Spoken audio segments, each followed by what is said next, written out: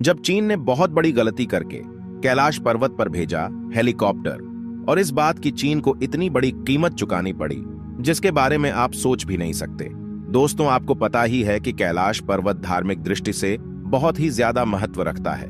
हिंदू धर्म के लिए यह बहुत ही ज्यादा पवित्र स्थल माना जाता है।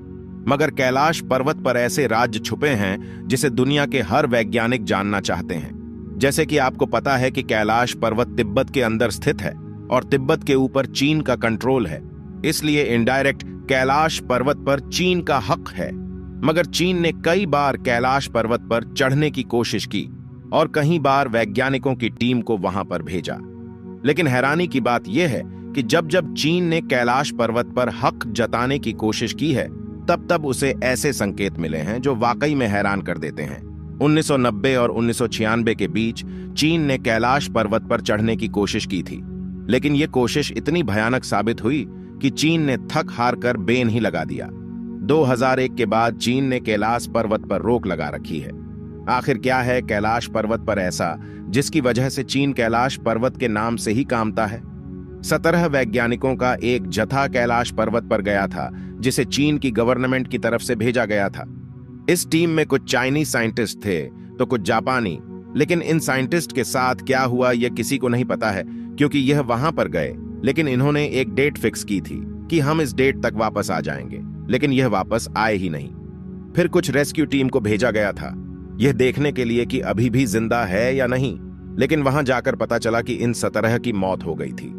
लोगों का मानना है इनकी मौत कमजोरी और बहुत ज्यादा खराब मौसम की वजह से हुई थी, लेकिन असली वजह अब तक अनकाउन है, क्योंकि इनमें से एक भी जिंदा नहीं बचा था। साथ ही इनके जो कैमरा थे वो भी काम नहीं कर रहे थे और पूरी तरीके से बंद थे। इसके बाद भी चीन ने हार नहीं मानी, क्योंकि उन्हें जानना था कि जिस कैलाश पर्वत को इतना पवित्र माना जाता है और इतना ज्यादा ताकतवर माना जाता है, आखिर उसके ऊपर है क्या? कैलाश की गिनती दुनिया की सबसे कठिन पर्वत श्रृंखलाओं में की जाती है। इस वजह से चढ़ाई के लिए इस स्थान को काफी दुर्गम कहा जाता है। अब तक कोई भी तिब्बत में स्थित कैलाश पर्वत के ऊपर चढ़ने में कामयाब नहीं हुआ। भगवान शिव का निवास स्थान कहे जाने वाली इस जगह पर कई पर्वतारोहियों ने चढ़ने की कोशिश की, पर उन्हें इसमें कामयाबी नहीं मिल पाई। रूस के एक पर्वतारोही सर्गे सिस्टियाकोव कैलाश पर्वत के बहुत करीब तक पहुंच गए थे। उन्होंने अपने एक इंटरव्यू में बताया, मैं जैसे ही इस पर्वत के करीब पहुंचा, मेरे दिल की धड़कन काफी तेज हो गई थी। उस दौरान मुझे काफी कमजोरी महसूस हो रही थी। इसे देखते हुए मैंने वापस जाने का फैसला लिया। नीचे की तरफ मैं जैसे बढ़ा, वैसे ही धीरे धीरे मेरी सेहत में सुधार होने लगा। कुछ इसी तरह का अनुभव एक दूसरे पर्वतारोही कर्नल आर.सी. विल्सन ने भी साझा किया था। उनके अनुसार जैसे ही वह कैलाश पर्वत के नजदीक पहुंचे, अचानक ही तेजी से बर्फबारी होने लगी, जिसने उनका रास्ता रोक दिया और आगे जाने नहीं दिया। लेकिन आखिर कैलाश पर्वत की चोटी पर ऐसा क्या छुपा हुआ है? हिंदू धर्म में कैलाश पर्वत को शिव का गरा माना जाता है। कहते हैं पर्वत पर शिव और पार्वती विराजते हैं, मगर इस रहस्यमयी पर्वत का नाम सिर्फ हिंदू धर्म की किताबों में ही नहीं आता। जैन धर्म के अनुयायियों का मानना है कि सबसे पहले तीर्थंकर ऋषभनाथ को कैलाश पर्वत पर तत्व ज्ञान प्राप्त हुआ था। बौद्ध धर्म के अनुयायी भी मानते हैं कि महात्मा बुद्ध पहाड़ की चोटी पर रहते हैं।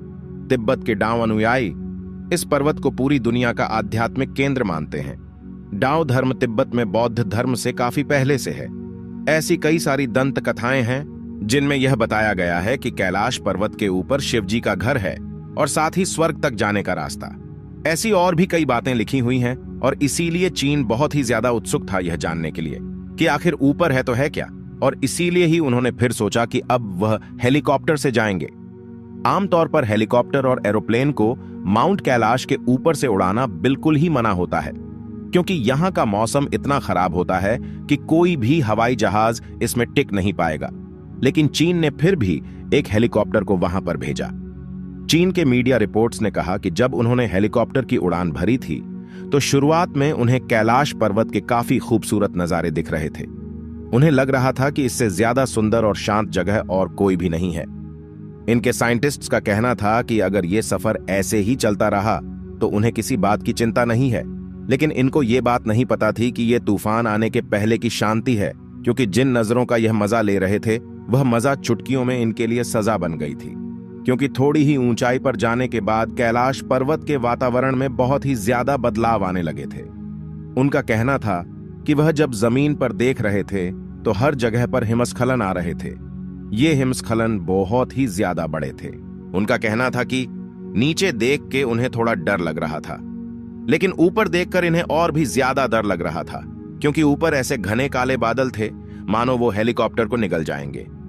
जैसे ही यह और ज्यादा ऊंचाई पर गए तो हर जगह पर बिजली कड़कने लगी और काफी जोर की बर्फबारी होने लगी। इतने ऊपर ऑक्सीजन लेवल भी बहुत ज्यादा कम होता है, जिसके चलते इंजन भी अच्छे से काम नहीं कर रहे थे और हवा का प्रेशर इतना ज्यादा था कि हेलीकॉप्टर को कंट्रोल करना बहुत ज्यादा मुश्किल हो गया था। चीनी वैज्ञानिकों का माने तो उनका कहना है कि कैलाश पर्वत पर सारी दिशाएं आकर मिलती हैं, जिसके चलते उन्हें बहुत ही ज्यादा दिशा भ्रम दिखाई दे रहे थे। उनके लिए यह बताना मुश्किल था कि नॉर्थ किस तरफ है और साउथ किस तरफ है। उनके पास जो कंपास था वह भी पूरी तरीके से काम करना बंद कर दिया था। उन्हें पता नहीं चल रहा था वह किस ओर बढ़ रहे हैं। उनके लिए बस एक ही डायरेक्शन था, वह था ऊपर जाना।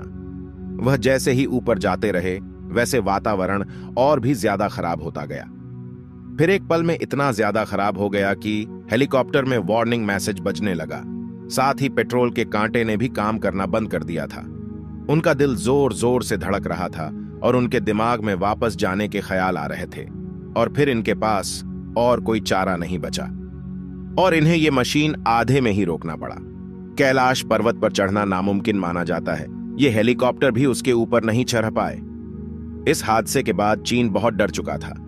चीन को यह भी डर था कि यह बात अगर दुनिया के सामने आ गई तो उसकी बेइज्जती हो जाएगी।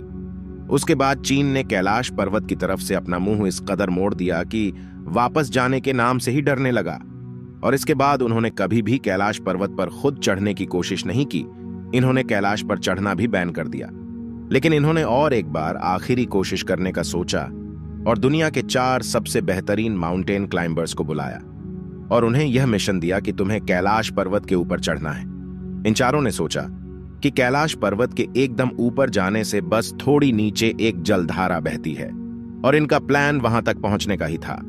इन चारों ने अपने एडवेंचर को शुरू किया। कहते हैं कि 1 हफ्ते तक इनका कोई अता पता नहीं था, लेकिन इसके बाद रेस्क्यू टीम को इनकी मदद के लिए भी भेजा गया और तभी यह चारों जिंदा मिल गए।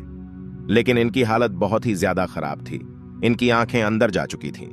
इनके नाखून और बाल बहुत ज्यादा बढ़ चुके थे और बाल सफेद हो चुके थे। इनके चेहरे पर झुर्रियां आ गई थीं। यह ठंड से कांप रहे थे और यह बहुत ज्यादा कमजोर हो चुके थे। बाहर की दुनिया के लिए बस 8 साल इनके लिए 25 साल जितना बड़ा समय लग रहा था। इन चारों को जल्द से जल्द हॉस्पिटल लेकर जाया गया, लेकिन यह सही अवस्था में आते उससे पहले ही इन चारों ने अपना दम तोड़ दिया।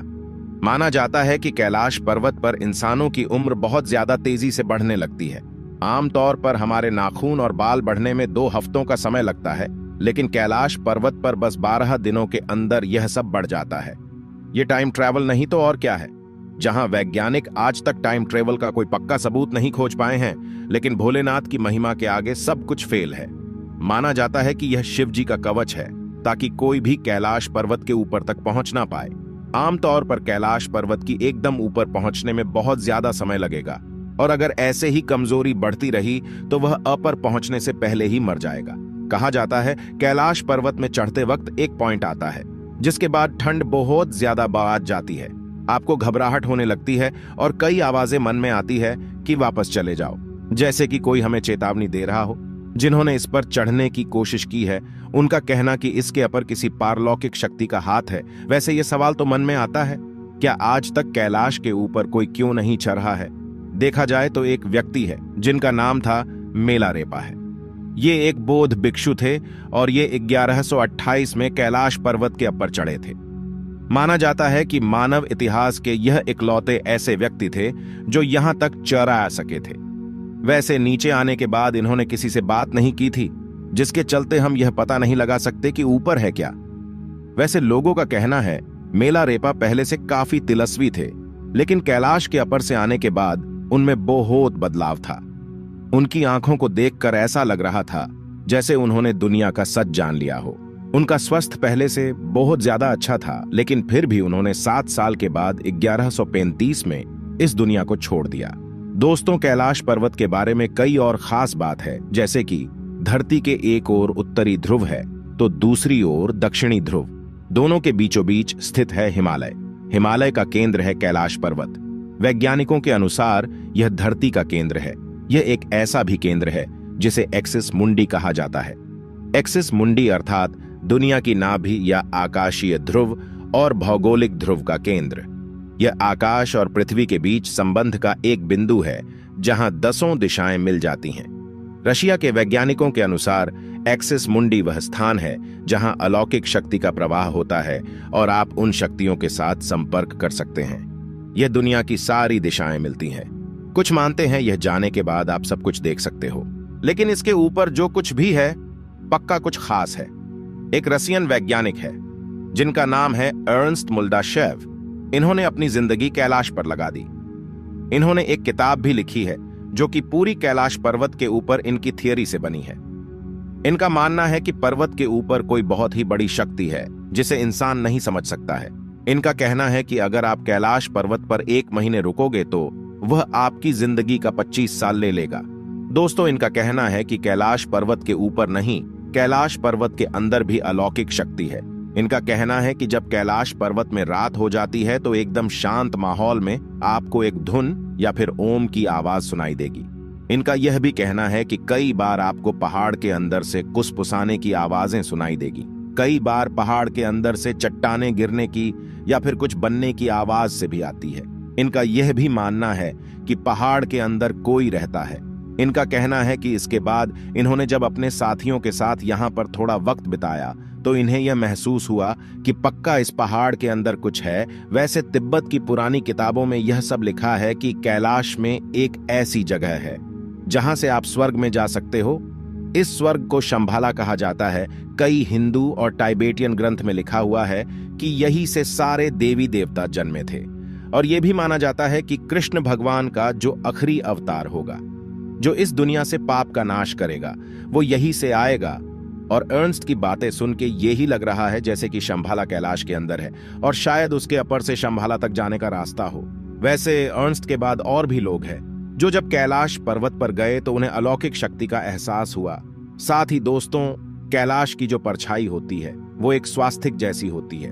अब दोस्तों, हम इन सभी बातों की पुष्टि नहीं करते हैं, बल्कि जो फैक्ट लोग बता रहे हैं वह हमने आपको बताया है। वैसे आपको क्या लगता है, क्या कैलाश पर्वत के ऊपर शिव रहते हैं या फिर कैलाश पर्वत के ऊपर शंभाला जाने की जगह है? इस वीडियो को लेके आपके मन में जो भी सवाल आ रहे हैं सब के सब कमेंट्स में जरूर बताना और इस ज्ञान से भरी सच्ची बातों को सबके साथ बताना, क्योंकि ज्ञान बांटने से बढ़ता है। धन्यवाद।